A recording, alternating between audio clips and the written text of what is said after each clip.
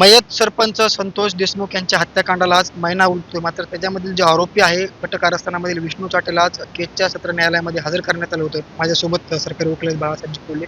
तर आज तुम्ही कोर्टामध्ये आर्ग्युमेंट केली, काय आर्ग्युमेंट झालेली आहे? याच्यामध्ये एक आरोपी अजून फरार आहे आणि अजून हत्यारं जप्त करणं बाकी आहे.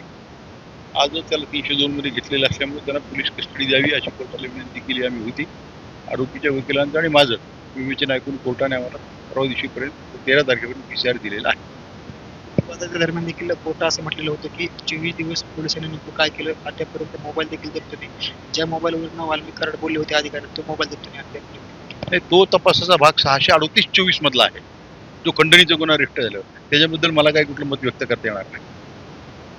तारखेपर्यंत पोलीस कस्टडी दिलेली आहे आणि कोणत्या अनुषंगाने दिलेली आहे? आता हे मी जे आर्ग्युमेंट केलेले आहे त्या अनुषंगाने ही पोलीस कस्टडी 3 दिवसाची दिलेली आहे. 13 तारखेपर्यंत PCR दिले. होते सरकारी वकील बाळासाहेब चिकोले आणि गुन्ह्याच्या अनुषंगाने गुन्ह्याच्या अनुषंगानं 13 जानेवारीपर्यंत जी आहे विष्णू चाटेला पोलीस कोठडी सोडून आहे. मुंबई योगेश काशी, केज, बीड.